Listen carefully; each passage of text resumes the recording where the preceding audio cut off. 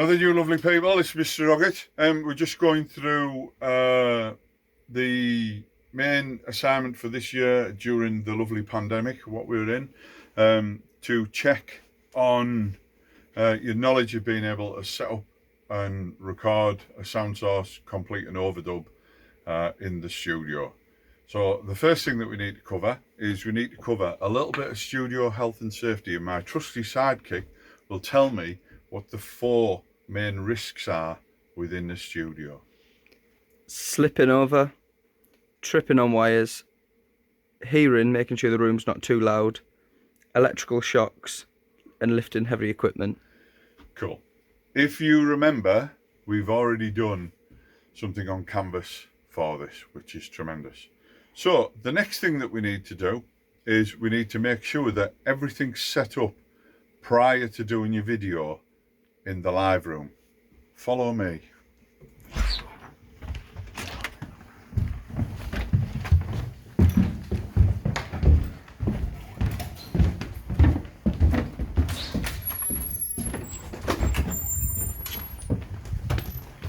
As you can see, we've already set up the headphones and a microphone and the congas. The headphones, if you just focus on here please. The headphones are plugged into it's tie line number 17, and these are coming out through the headphones here as we do. Then the microphone is plugged into the small stage box down there, and we've used one SM57 on the congas.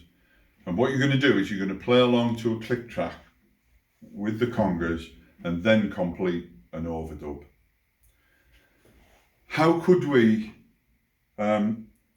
demonstrate our knowledge more at this point?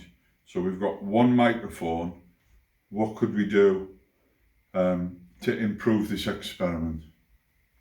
Use more microphones. Yeah, and what kind of microphone do you think you might use? Condenser. Yeah, and why would that be? It's more sensitive. Yeah, brilliant. Cool. Follow me back into the room of infinite peril and doom.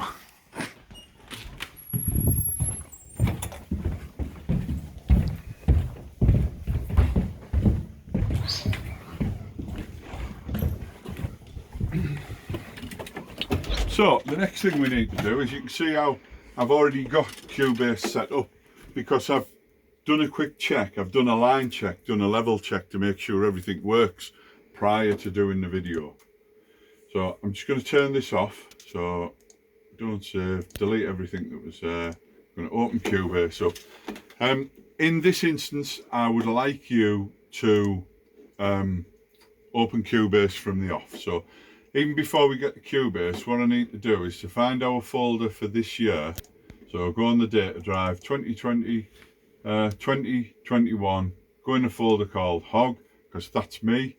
You will be going into level 3 year 1, or you may be going into level 3 year 2 pop.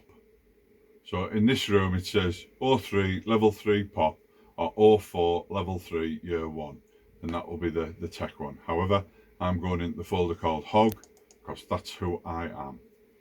So I'm just going to create a folder in here and call it overdub test. It's our folder all nice and complete. Open up the base of Q. The other thing that allows us to get everything open quick, if you happen to be the first person coming along, you'll see Cubase opens a lot quicker the second time it opens up.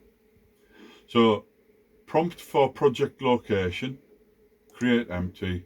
I'm just going to look for the Hog folder, and we should have overdub test. There we go. So before I do anything else, what I've got to do is set my inputs and my outputs. So the inputs there, I'm just setting to 8 in, and the outputs is 2 track. That's everything kind of set up there. Just to avoid any hassles, if something goes wrong, the place it's likely to go wrong is if you just pop the mic down and focus on there, please. Make sure these are turned up. That's the volume coming out of the Scarlett. And make sure these are on the appropriate setting. 44.1, and the lights look like that there, because we want to make sure we're at the right sample rate, or we'll get all kinds of weirdness going on. So next thing is to make sure we can play back audio, and the way that we do that, F4 again, just pop the click on, and then we have a listen back, click on, and we can hear the click going back. While we've got the click going, what we can do here is we can make sure that the click's being sent to the headphones. Just pop over here, Harry, and have a look at these. aux 1 and aux 2 are both at 12 o'clock and 12 o'clock. This is the left hand side, this is the right hand side. This then sends out of the output of the aux 1 and 2 and comes out, you see, just down here on the headphones. What I would do is I would make sure that you can hear what's coming out the headphones in this room before you go into the other room, and then we make sure everything's working comfortably. What I need to do now is to create a track to record on. So I'll just add that one, label it up, and we're just going to be, let's come into mono in, bongo 01. Then the next thing I need to do is I need to set a level on the desk while our trusty sidekick has a listen in the control room. So we shall, in the live room. Right, we can see we've got our talent in the booth, not in the booth, I'm thinking I'm at home, in the live room of Infinite Peril, but he can't hear a thing that I'm saying. So the first thing is, before they go in there, make sure that they put the headphones on. And the next thing that we're going to do is we're going to look on this button here that says talk back. Hello, Harry, can you hear me? Wave your arms. Yeah, that's one arm. Have a go with two. There, how clever is he? Right, I just want you to play a simple pattern on the congas, please. So what we need to do now is we need to press the solo button and have a check of the level coming through. See how we're getting some peaks? Just getting close to 0. There we go. That'll do me. So that's all set up. Right, turn the solo off. Make sure that we have the buzzer sign 1 and 2 pressed in, and that we've got the left and right pan assigned over to 1, so it's going to send out on subgroup 1, which is over here. What I'm going to do now is I'm just going to pop on the level in Cubase, and we can see the level coming into Cubase. So we're ready to record. So what we're going to do now, let him know that'll do. That's tremendous, thank you. What I'm going to do now is let the track play for 4 bars, and then have a play along with the click, please. So we're just going to hit, is the click on? Yes, the click's on. To get the click on and off, we press C, and to record, we press the little star on the numeric keypad. So right, we're off.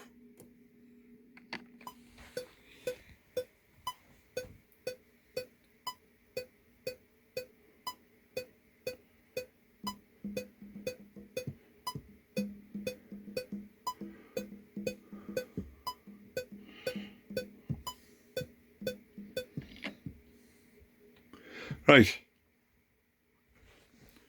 just a sec, I've just done like a complete on purpose scuffy uppy thing. What's happened here is I haven't put the track back to the beginning, so we need to make sure that the track's back to the beginning. So we do that by pressing the del, which is return to 0, or the dot just here on the numeric keypad. We go again, so let the talent know where we're going, press the talkback send to aux 1 and 2. We'll go again, sir, give it a 4 bars, and then we're off.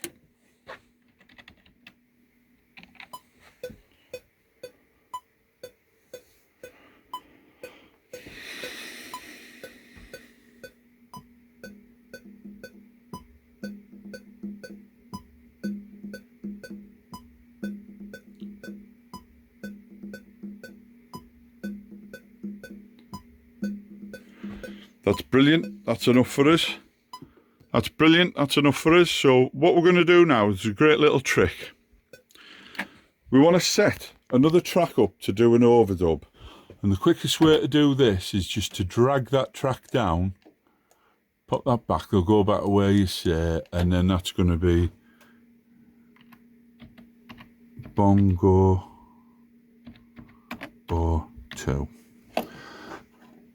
And we just want our talent to do another track. I'm going to mute this track so it doesn't confuse him. This is entirely up to the performer. I'll just zoom in a little bit. Ready to do another track. Just give it a 2-bar count this time, please.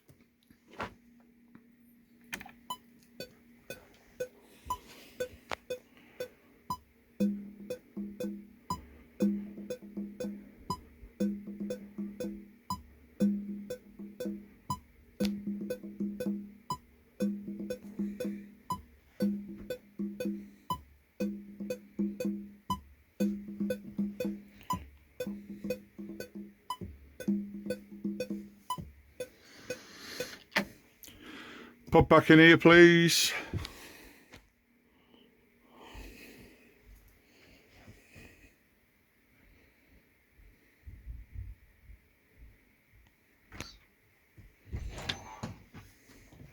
So I'm just going to get Harry to answer a quick question here. Why are we using the click? So that it's in time. Yeah. So the rhythm keeps consistent. Yeah, just makes life easier. What we've just done there, we may have already had a drum track recorded down and we will play the drums back so we were able to keep in time. Right, I'll just give this lovely little device back to Mr. Harry.